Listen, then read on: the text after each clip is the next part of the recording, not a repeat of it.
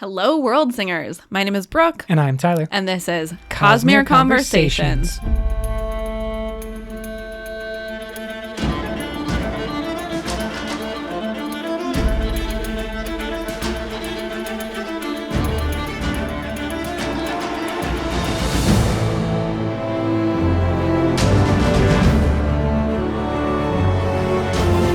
Welcome back, everyone, for another episode. We have gotten a bunch of responses lately. So we're going to start off with a little bit of fan feedback. Everyone knows this. We're deep into the rhythm of war, breaking it all down. This episode, we are looking at Mayalaran and some secret stuff from the Recreance. As is always the case, all spoilers all the time. You know this. You can reach out to us on all the social medias. Find us. That's awesome. Cool. Let's get into the episode.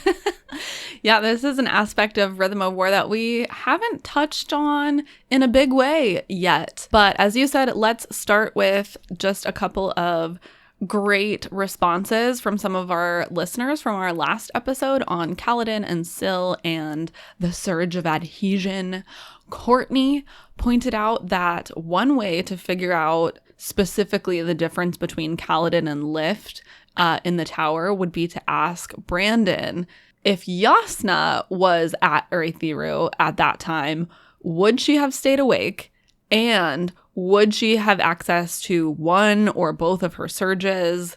And I thought that was an excellent call. So if we ever get a chance to ask Brandon a question, or listeners, if you do, that's a good one. Yeah, I think that this is actually a genius move by Courtney. Yeah. Because so often the problem that we have is actually the dichotomy where we have two characters or, two sides that are opposing each other and we don't necessarily get to see what's in the middle. Yeah. And that can cause all types of different types of conflict for telling your story generally if you're too opposite of one another. But this is great because it just provides everything that we need to know. Using Jasnah to triangulate what is actually going on at Urithiru would be genius. And I would hope, what would you expect if Jasnah just dropped in there like she was there the whole time? Yeah, I would expect that she would remain awake because she is of at least the fourth ideal.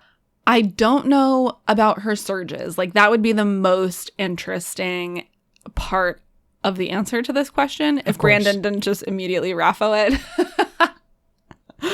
But that would really be the thing to look out for, and I do not know. I would think that from my knowledge and what I think is going on, that, like you said, Jasnah would definitely be awake, but would not have any access to her surges, because I think that Lift is the weird one who just can game break anything. And Adhesion is unique. We talked about this a whole bunch of last episode. I'm not going to go back to all my same arguments. I disagree. Go listen to our last episode. Thank you, Courtney, though, for solving the puzzle by using Jasnah. That's always great when you use that Jasnah puzzle piece. And then Seth wrote in to bring Ja'anat and her enlightened spren kind of into this equation and put forth the idea that perhaps these weird spren are the key to unlocking the hidden surges of Roshar.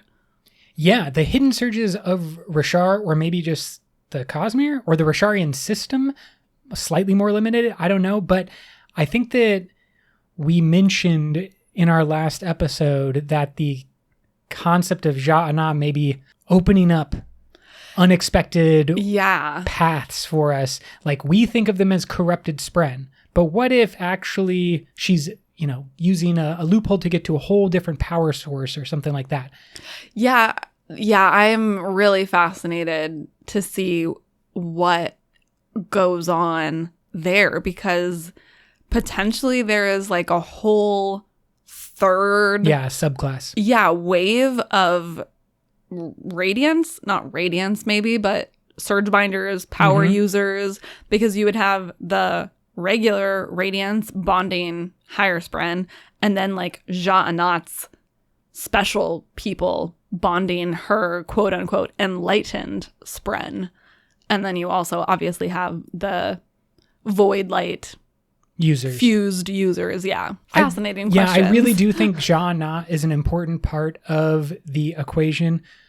Conversely, I think that, what we will learn about Ba-Edo Mishram in this next book, it clearly is set up that Ba-Edo Mishram is important as well. So it could be a combination of like Ba-Edo Mishram tried to do something and Ja-Na is maybe going down a similar path. Like they perhaps were both working in cahoots in some way. Plenty of speculation is possible. This episode, though, we are going to be talking about Mayalaran, the trial with Adolin, and how that impacts our knowledge of the Recreance. Because I would say, other than the things that we learned about light and sound and how those work together, I think that the discovery or the revelation that Maya brings to the table about the Recreance is probably the most significant aspect of lore changing that we've seen from Rhythm of War. And really, it makes you go back and look at everything that we've talked about previously, past us being wrong all the time about what the Recreance meant and how that was impacting the current Radiance. I think that Maya's revelation, now that we have seen it, is the only thing that makes sense when looking, like it always had to be that. Obviously, let's just talk about what happened with Maya, what she unveils, and then how that impacts our knowledge of the Recreance. Yeah, because not even just the Recreance, but what happens with Maya sheds a lot of light on, again, bonds between humans and spren and like all of the gray area that exists that hasn't been explored. And I think that there's the potential here for a lot of variation in terms of power access on Roshar coming up in the future. Let's start with Adolin and Maya's relationship. We get to see a lot of it in this book, and there are some super interesting passages from the trial section where Maya is brought in and the honor spren are basically abusing her, or not abusing her, but they are using her to incriminate Adolin, essentially, and taking advantage of the fact that, as far as they know, Maya doesn't speak for herself. And importantly, they are putting both Adolin and Maya in situations where the honor spren are removing their agency. Adolin's agency regarding having a fair trial and being able to speak his case. Maya's agency to literally speak at all. Yeah. They are just real bad. Like the honor spren are so dishonorable. Bad. Yeah, exactly. I dislike them so much.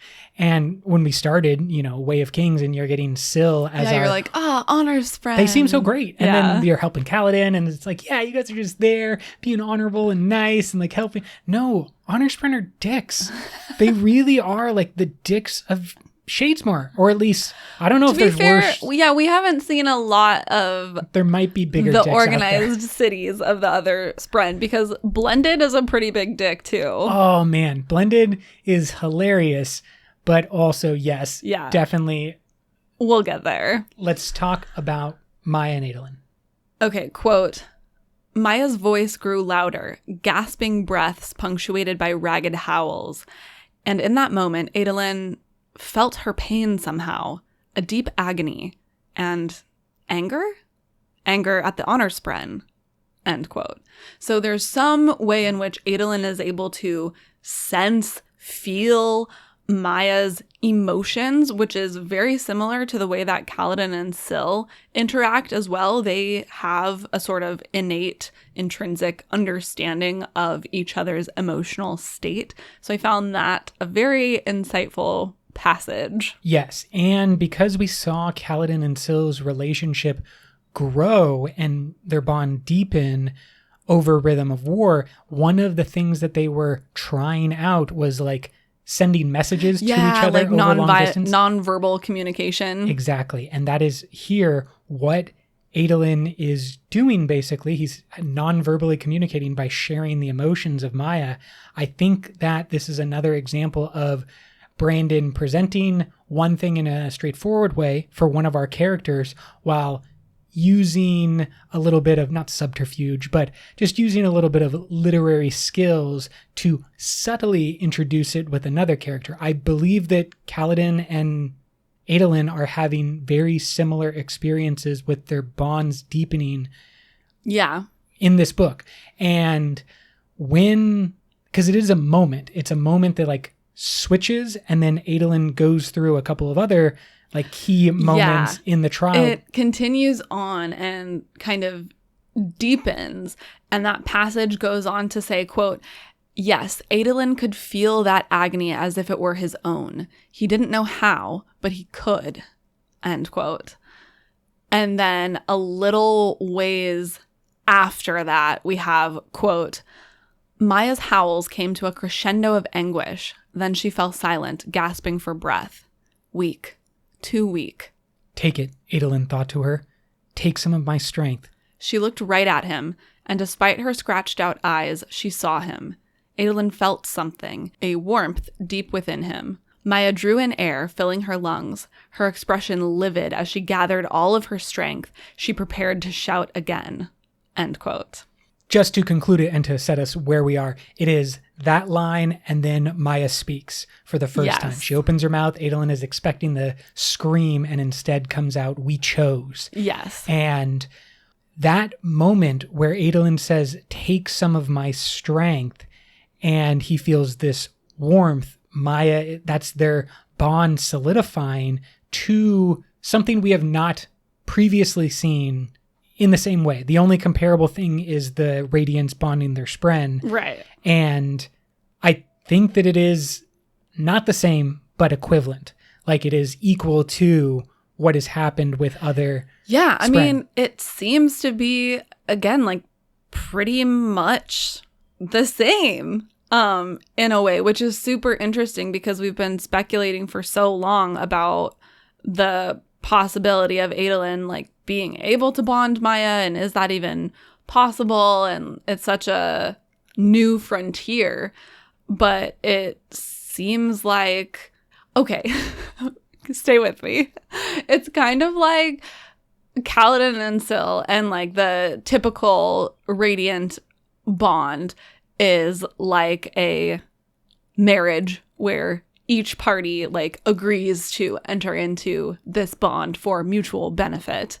And Adolin and Maya are like an arranged marriage where they were bonded before they really knew each other. Mm-hmm. But now that like that bond exists, and they're starting to like get to know each other and starting to nurture that bond. And am I crazy to make that comparison? Not at all. I think that that's actually a really good, I would maybe just change around the words a little bit, because what happened with Adolin and Maya, I think they were married first, and then the bond developed in this moment. So the bond because he bonded his shard blade. Ooh, that's a good point. That's what I'm thinking. Go through like a ritual process. Exactly.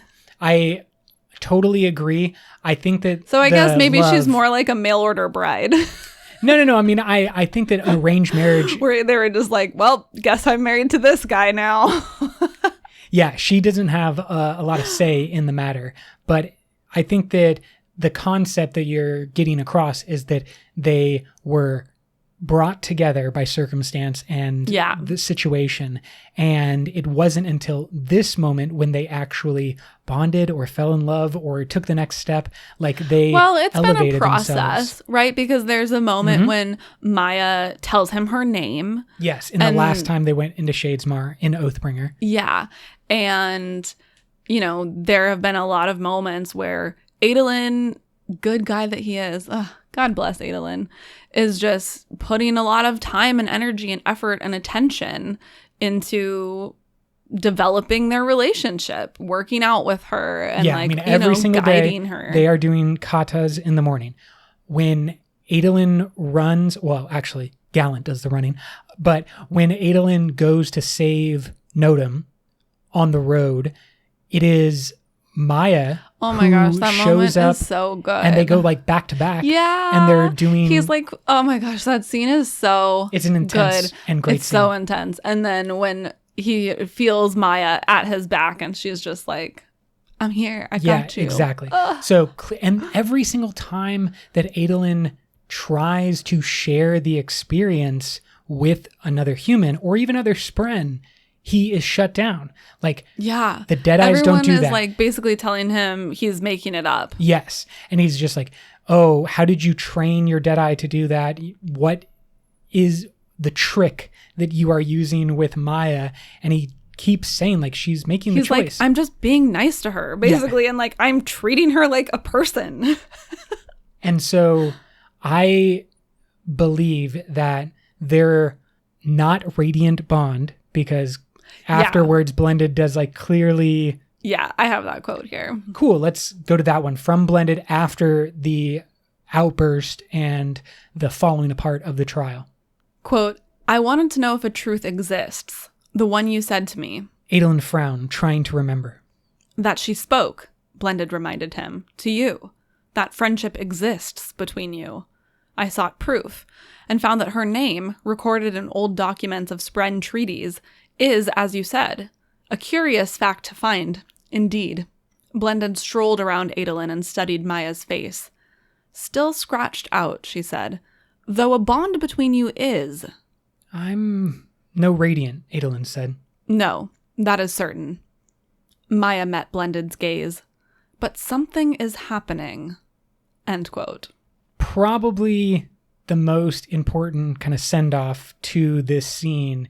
We don't really know how it's going to impact the Honor Spren Society. We don't really know what it means for the overall success of Adolin and Shallan's journey into Shadesmar and like getting more spren on their side. Yeah. The big picture is lost, but Blended recognizing that some type of bond exists. Yeah, her is really like important. confirmation that there is something happening here, maybe something new, maybe something like no one has seen before, and confirming that it is not a radiant bond is important. As is always the case, we can't get too confident when any character says something as if they know what's going on, because nobody knows what's going on. So I wonder though, because this is a different type of bond. It is not a Nahel bond, I would assume. I think that a Nahel bond is what is happening between Syl and Kaladin that is dependent on oaths. So I almost think that this bond, whatever it is maybe the way forward, because Adolin and Maya are like both agreeing to it, and they both get some benefit, right? Like I think it's probable that Adolin can summon his shard blade in less than 10 heartbeats, and like he may have some other benefits from this bond, but he's not fully radiant. And I feel like that's kind of a good middle place to be, you know, where you're like, we can both benefit, but it's not such a like dramatic thing where if Kaladin breaks his oaths, Syl is gonna die and Kaladin is all of a sudden like completely without all of these powers that he's had, and it's like this big dramatic thing. I actually think that this may be the answer to one of the questions that I brought up in our first Rhythm of War episode, which is there has to be some type of way forward for the human and spren to work together, because yeah, exactly. Like I can imagine a world where humans and spren are sharing the world and are in partnership in the way that Adolin and Maya are relating to each other. Because not necessarily in the way that Kaladin and Syl are like correct, so dependent on each other. You know, like absolutely. Adolin and Maya are benefiting, but they're still their own people. They don't have to worry about accidentally killing each other if they like do the wrong thing, you know? I think that this may be the answer to many of the problems. For example, the Fabrial problem that Navani and the sibling run into. Yeah. Because there has to be some type of mutual consent going forward. Clearly, when it comes to the Nahel bond, that is a consenting relationship. But then you have Adolin and Maya's... I know, this is an interesting conversation to be having after we compared it to like an arranged marriage. No, but I think that that's important because it... Obviously, everyone's marriage is different, but the thing that is important, no matter when it comes, is that bond that is supposed to be for life and deep between two people, like that is the most important thing. Some people may have had an arranged marriage and never get to that point, but some people who have an arranged marriage do get to that point. Oh, yeah. And they have completely happy and fulfilling lives and, whatever, many children, and just everything is great for them because they eventually got to the point of having a really strong marriage. Some people, they never get married and they have that bond anyways. Totally. And so I think for Adolin and Maya, they may have gone in a different order than the Radiant Nahel bond, but I think that it could end up being the key to unlocking what is possible on Roshar. If you can just somehow... and how to strike a balance. Yes, exactly. Between those populations. And then I also wonder, is this the way to restore all of the Deadeyes, that they need to bond a new human? And in the same way that, a spren bonds a human and fills a crack in their spirit web, is a broken spren healed? Does that crack in their spirit web get filled by their bond? That's kind of what I am hoping for. There has been this big debate for many books now about should Adolin become a Radiant. Yeah. And one of the key caveats is Adolin's not broken enough. Like everyone else who's a Radiant. Gosh. I know. I'm not even going to start on that. However, but I want to take this slightly down the path. Just start with that point of Adolin not quite being broken enough to compare to these other Radiants. He doesn't actually need a spren.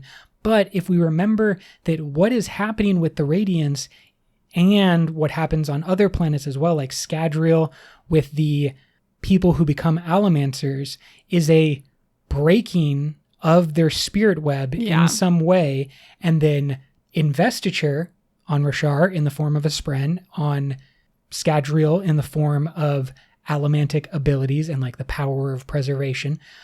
But the investiture gets in there and glues together or fills in the missing pieces of the broken spirit web. If Adolin is not broken enough to qualify for Radiant Nahel bond, then I think that clearly Maya is broken enough. Her spirit web literally was together with another human and then broken and ripped out and leaving her in this dead form. Adolin could be, he's like a reverse spren or doing the function. Spren. Yeah, he's performing the function of what spren do for the Nahel. And so, yes, Adolin is so amazing that he is literally going to fix Maya, not fix her, obviously, people go through things, but he is going to help repair that spirit web that was broken for her. And then maybe that means other Deadeyes can experience the same thing with humans. Yeah.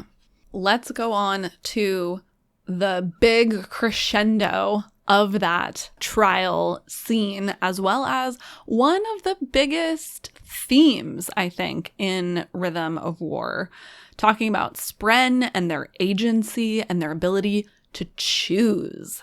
We have throughout Rhythm of War many different examples, from the Stormfather to the Sibling to Rabaniel, Syl to Nodum, many different examples of people saying that spren are more locked in than humans, while then continually be given examples, both subtly and explicit, that spren are very much changeable. Yes, they're very much able to change. They're very much able to grow and adapt and do different things over time, to be different, and of course, like Maya, to choose their own path.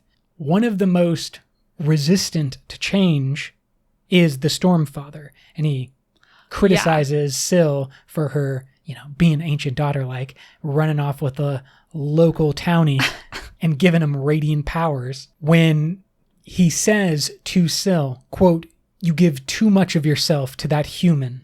Isn't that why we exist? No. You have always misunderstood this.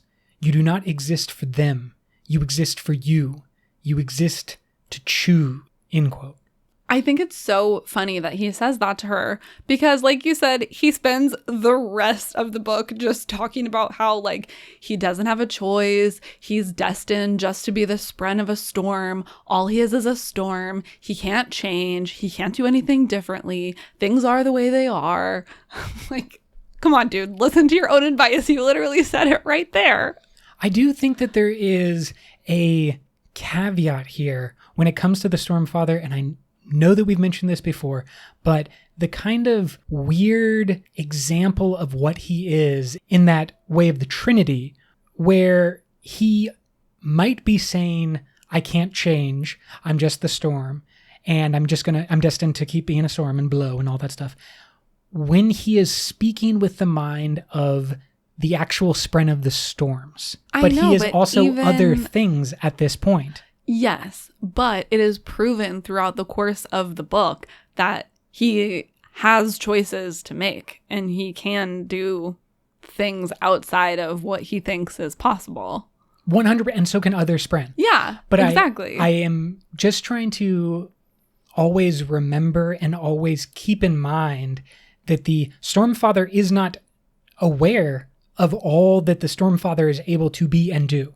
Like, yes, but I think the point is, like, there will always be restrictions. It's not like, you know, the spren can't do literally anything in the universe. They can't even leave Roshar. Yeah, like, there are obviously always parameters. But within those parameters, you have choices. And I think that that's kind of what the Stormfather is getting at with Syl is, and I think he's misunderstanding her. Like, it's a lot of just miscommunication between people, which is most fights. And I think that he is saying, you don't exist for them. You exist for you. You exist to choose. Syl obviously thinks that she is choosing. Yeah, like, she's like, I made a choice. Exactly. I chose Kaladin. And that's the thing. He doesn't like the choice that she made, and therefore, you didn't even choose. He was just the only guy around. Nobody else was willing to bond you. I think that there is like a deep misunderstanding between the Stormfather in this case and Syl, and like what she actually did and the reasons that she did that for. It is so hard when, like, we feel as readers, obviously Syl chose Kaladin and she made those decisions in like a consenting manner. So I feel very much as a reader just going, duh. Like, it's obvious. Like, she clearly, in that instance, is doing exactly what the Stormfather is telling her, but he thinks that she is not, and she's being, like, dragged along as, like, a victim, basically, of Kaladin. Yeah, and I think that's a big aspect of it. During the trial, we get this quote, "All this time," Adolin said, his voice louder for the audience, "everyone assumed you were victims. We didn't accept that you were partners with the Radiants."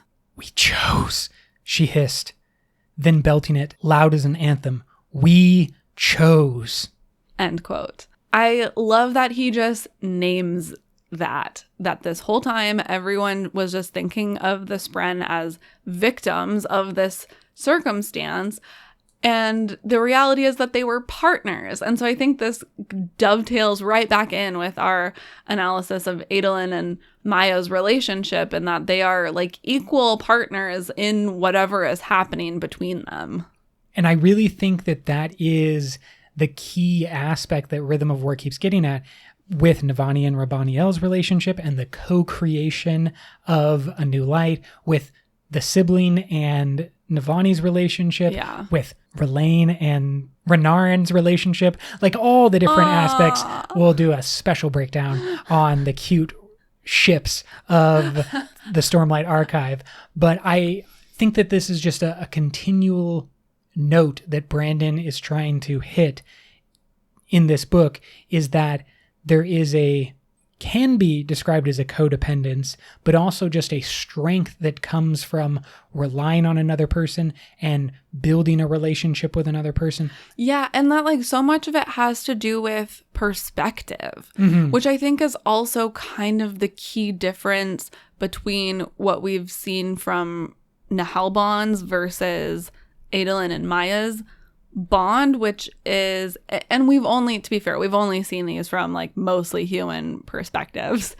But for the first couple books, you know, you're pretty much like, oh, cool. The human gets to kind of use the spren to get powers. And that perspective, that like framing of the relationship is very different from what you could ever say about Adolin and Maya's relationship, which is very clearly like equal on both sides.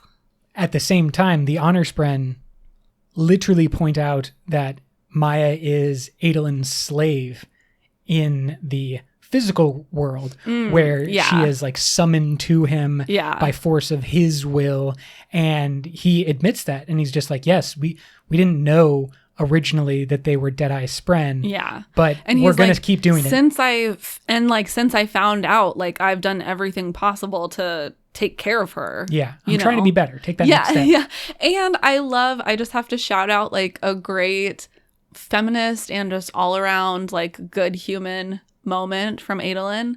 At the very end of this section, they're like walking away, and Adolin's like, wow, she came to my rescue. She came to save me. And then he corrects himself and he's like, no, actually, she didn't do it for me. She spoke for herself because she needed to speak for herself. And like, she needed to say that, not for me, but like for her own agency and her own justification and her, you know, speaking to her people to tell this huge truth. And I just love that he like checks himself, calls himself out for it, and like continues to try to be better.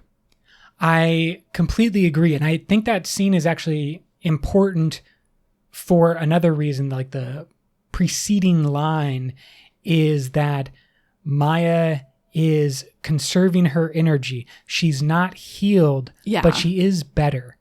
And that brings it back to what you said, is this isn't a one-sided relationship. I am pretty sure that Maya is a step above where she was previously.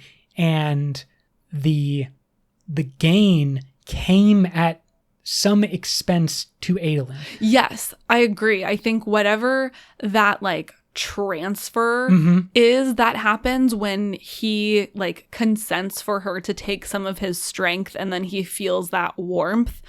I think that there is some kind of energy, life force. Well, it kind of reminds me of breath. Energy. Yeah. Ooh, good call. Like, she goes from being like a full drab to just a half drab. Yeah, exactly. Well, yeah, she gets back. She was nothing. She was nullified. Ooh. And she's kind of like the lifeless. Isn't that what they're called on Nalthus? They're zombies? Like the zombies. Yeah.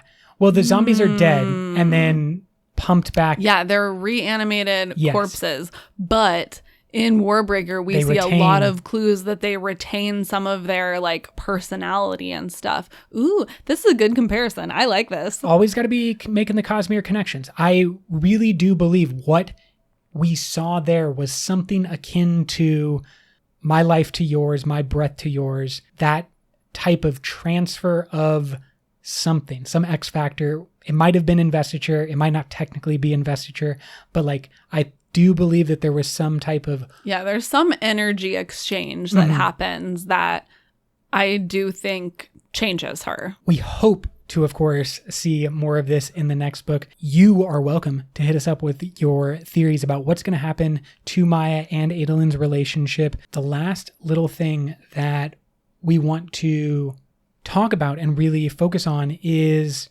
how does this change our vision or insight of the Recreance and the past of Roshar? Yeah. I pulled just a few quotes here to, again, just highlight the like, why? Why did the Recreance happen, and what exactly happened, and what does this mean? Quote, thousands of spren chose death instead of letting the radiance continue. Does this not worry you more? They truly believed that, as humans claimed at the time, surge binding would destroy the world, that the solution was to end the orders of radiance, suddenly, at the cost of many lives, end quote. And I think that's a great thing to point out. Yeah, it's terrifying. Yeah, that your initial reaction is like, oh, cool, this is like way better than we thought. You know, they agreed to it. It was a mutual decision. And then, yeah, you take that one step further and you're like, oh, I believe that this is perhaps worse, and perhaps the callback to the events that happened on Ashen leading to the human world's destruction, where maybe there is some aspect of like we're caught in an infinite loop with Radiance and then Voidbringers, Radiance and Voidbringers, Radiance and Voidbringers. And the possible solution that maybe existed in the Recreance was break the loop. And then you can eliminate the Radiance, and then if there are no Radiance, then there will be no Voidbringers, or some type of peace can exist if only you are willing to sacrifice the greatest thing that has ever happened, which is the creation of these people with superpowers. Yeah. Like, maybe this is something that Brandon explored in his other series, the young adult, the Reckoners series, which is about people on planet Earth that get superpowers. But there's this question of how do the superpowers impact everyone and change them? And is it really good? Like, are the people with the superpowers the villains or the heroes type of thing? I just wonder if the Stormlight Archive is not a greater exploration of that concept of like, perhaps the Radiants in the past believed that by eliminating their bonds and making that sacrifice, they would actually stop the cycle. Yeah, I think that's a good call. And then we have this exchange between Adolin and Maya, quote, "Why, Maya? Why were you willing to do it?" "To save, she sagged and shook her head. "To save us from something worse," Adolin said, then looked to Blended. "What does it mean?" "It means we've had all of this terribly wrong for much time, High Prince Adolin," she said. "And my own stupidity is, I have always thought myself smart." She shook her head as she stood before them, arms folded. End quote. A total bummer to think yourself smart. Where and then be proven wrong. Yeah, you will always, all of life. Exactly. Always you will be proven wrong. I think that what Blended says here is clearly the big takeaway from Rhythm of War is that we've been wrong. We've been wrong about this once again. I know. This is just the inevitable happenstance of all of Sanderson's book, is just like continually being wrong. And I like the practice. It's good for all of us to like practice being okay with being wrong. I do feel like it's made me, it was a tough year for everybody. We had a long 2020 and into 2021. Things are looking up. That's great. But at the same time, it is good to be reminded that as much as we live in an interconnected world and all the information that comes at you every single day, there is far more that you don't know. That we don't know. And that that's you will like never know. Good and bad, right? Like there's plenty of things that we think we know and things are actually much better than we think.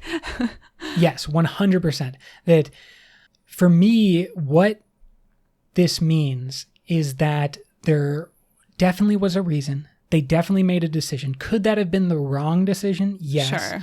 But I think that the actual answer is probably closer to something along the lines of they made the right decision at the time, where the relationship between Adolin and Maya, possibly between Navani and the sibling and the power of Fabrials, right, like all of that could be the better decision that the people in the past didn't know existed as an option. Yeah, I mean, just the timeline of history, the timeline of life is never a straight line, and sometimes your path is really zigzaggy. And so as you're saying, maybe it like isn't a great decision and we can see that now, but at the time it was the best decision that they could have made. Mm-hmm.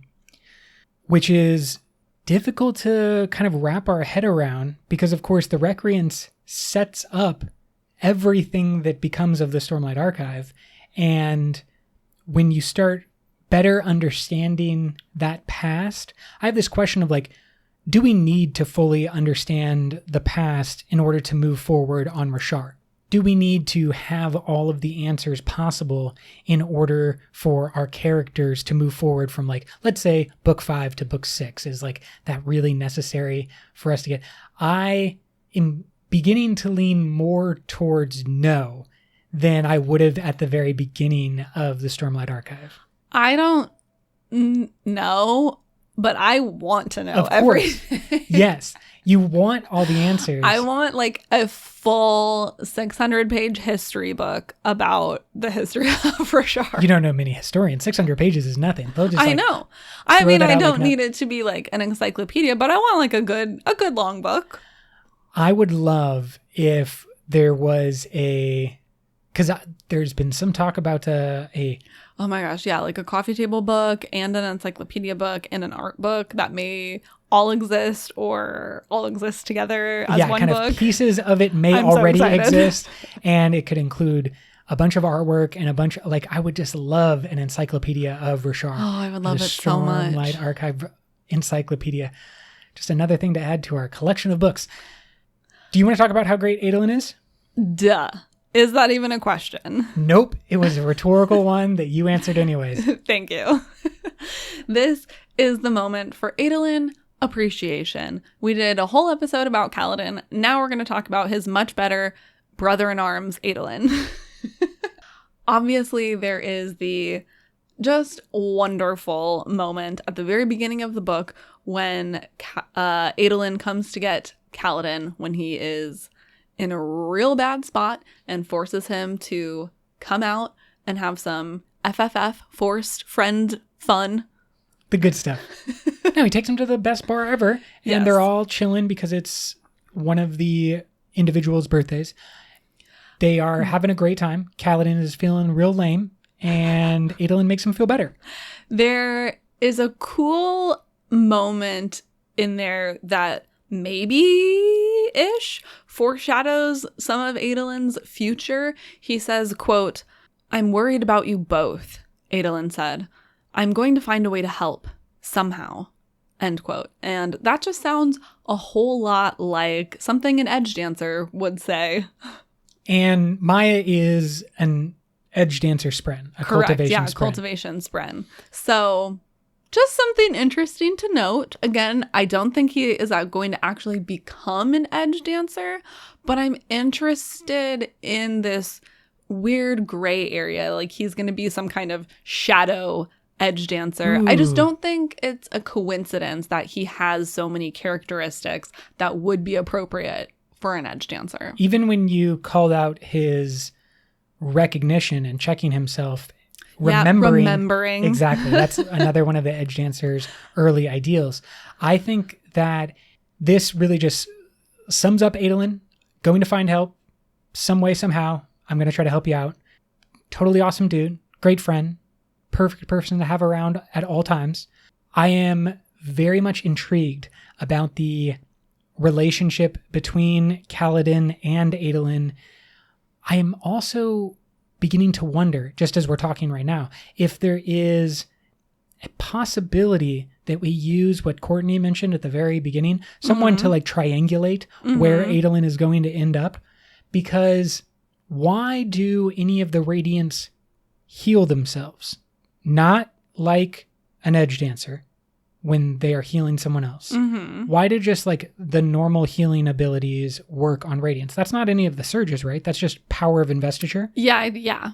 Okay, so what if Adolin became obviously he's a master duelist. What if he was just a duelist who could just heal himself? He didn't have access to surges, but he had Maya bringing some investiture kind of, in. Investiture pipeline. Basically. Yeah. Shortcut to the investiture pipeline. No, but that's like his one thing that he could access. And it's not a surge. You don't need a hell bond for it. But there's just like Maya siphoning off some investiture so that he can heal. Yeah, I like that idea. I'm very interested in this kind of middle ground situation that seems to be happening with Adolin. And I would love for him to have just like a tiny little bump.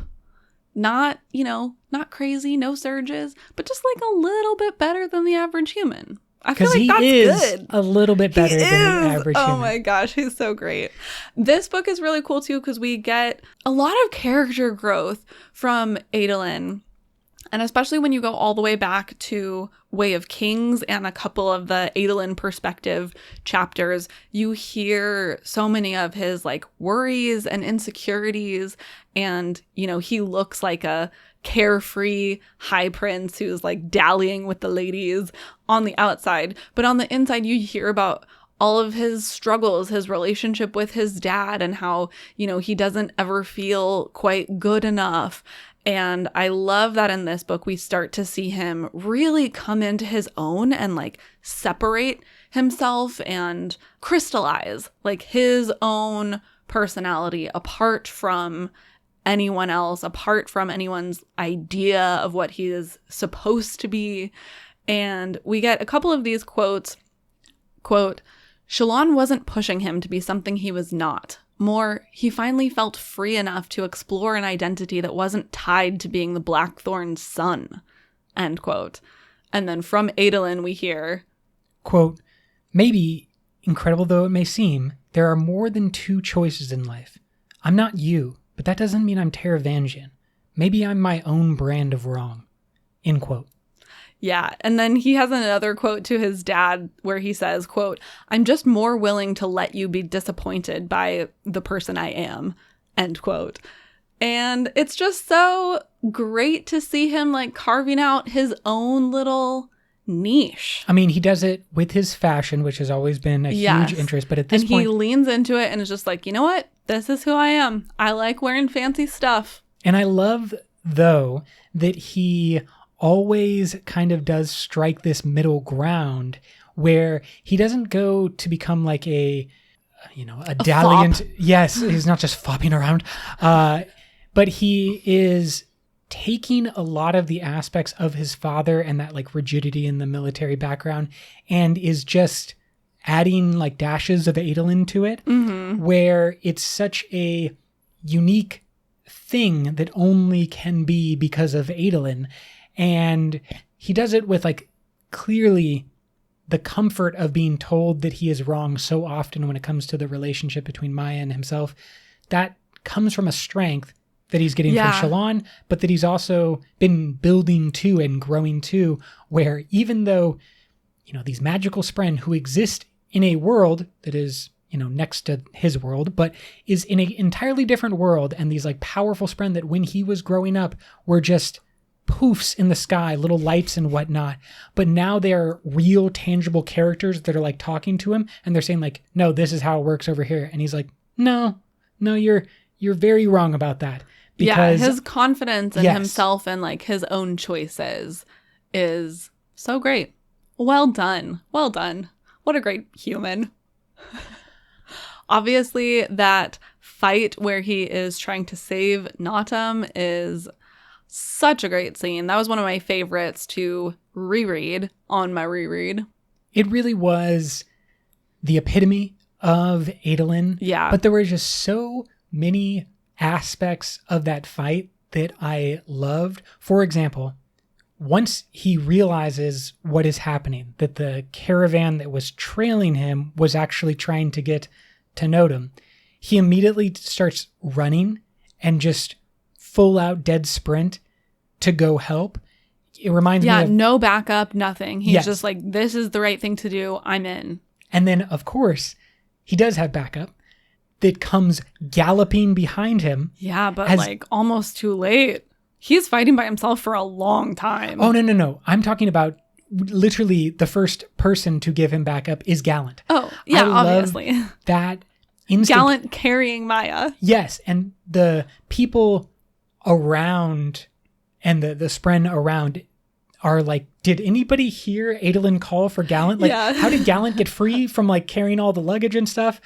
It was just another reminder about how different the Rishadium are and how that bond with Music Spren is really, really significant. Oh, I was going to say it's a testament to Adolin and his ability to build bonds with anyone, including animals, including Deadeyes. Like, he is such a great person and is always just remembering everyone around him, being cool, that they build these bonds. And he's, then he has his backup when he needs it. Yeah, because just like Maya comes to his aid, unspoken, they have that nonverbal communication. In a very similar way, Gallant has nonverbal communication. Adolin sends a warning out, or he is stressed and running, and Gallant looks or feels and notices that, and then responds to go just like Kaladin did in Words of Radiance. There's just like a desire to help Adolin, because Adolin has a desire to help other people. Yeah. And when you see that type of person in trouble, whether you be a spren or a Rishadium or a person, you are going to respond in kind and try to help that person maybe more than you would anybody else. Yeah, totally. And of course, after the fight to save Nodum, there is then a perceived betrayal of Nodum at Adolin's trial. Nodum shows up as one of the witnesses, and instead of... Yeah, he's like being incentivized, we'll say, bribed, to testify. Slightly blackmailed, kind of. Yeah, to testify against Adolin. And he gets there and he decides, nope, it's not the right thing to do. And he has seen Adolin be, so honorable over the last period of time. And so he stands up for Adolin by saying, quote, "Honor is not dead as long as he lives in the hearts of men," end quote. And he says it as this, like... It's a line. Yeah, like it is a thing that is said or has been said. Yes, the minute that he says it, the entire Honor Spren crowd and Collect all go crazy. Like, there's fighting. Yeah, they go from being stoic. Some people are mad about it. Yes. Some people echo him. Yes, and are take like up the cheering. cry. They're like, yes, honor is not dead as long as he lives in the hearts of men. Like, it is a lightning bolt that literally cripples Collect. He goes like down into his, he's like huddling and shaking back and forth. The trial is stopped and paused, and it takes, getting people out, calming everything down. And then Adolin like walks up and he's like, what was that?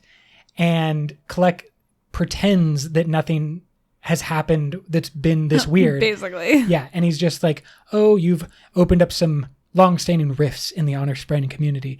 But I think that this line is the key example that, yes, shows us that there's division among the Honor Spren, that they're not all the same, that they're not just like one big group, but also that there is some concept that the Honor Spren have that honor is not truly dead, and that perhaps and by that, do you mean the shard honor? I do, yes. Got it. I think that we have talked many times about the divisions that Honor did, throwing his cognitive shadow into the Stormfather, siphoning off his power into different things like the Honor Blades, but also I think that there is the potential that Honor did something akin to what Endowment does by giving everyone a little tiny piece of himself.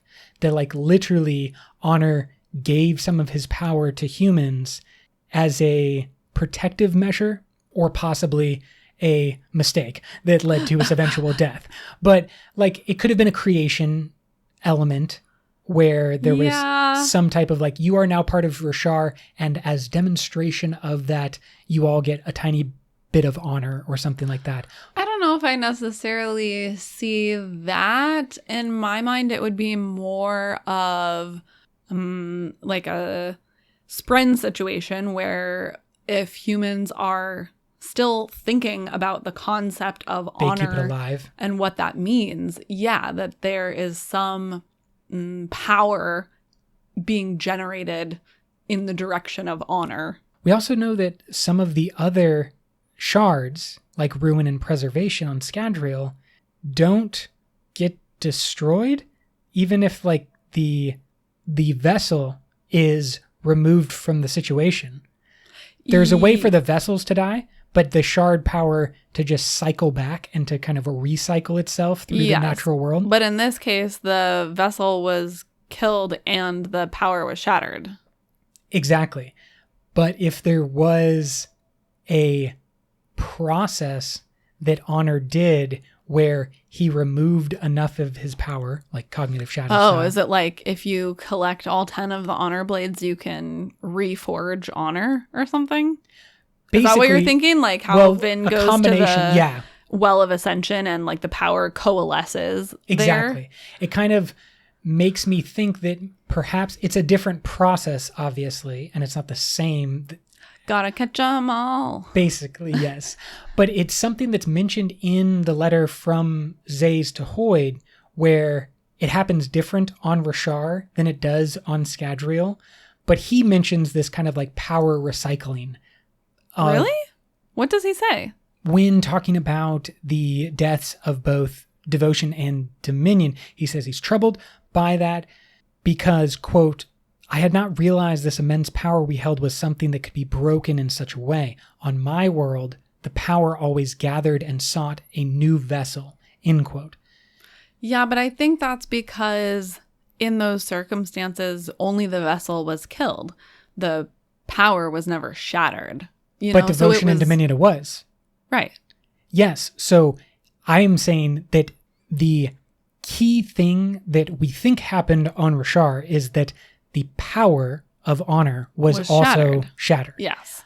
My concept from all of this stuff that we have talked about is that enough of honor's power was siphoned away, where instead of it being like Devotion and Dominion, it's closer to a preservation and ruin, where it is able to be coalesced. And then, like what you said, part of what is powering that coalescing, and maybe what the honor spren are hinting at with this key line and key phrase, is that men are able to help coalesce honor. It's like a seed crystal that can then be built around. I totally buy that. If anything, I could just see it being the honor blades, since they are literally pieces of honor's power. And so, like, as long as the honor blades are out there, there is a little bit of honor out there. That's really the only thing I can see. But I mean, that's a very thing to keep in mind. Yeah, it's a very like physical reality. Yeah. I feel like the spren are talking about something more esoteric. Yeah, philosophical. I agree.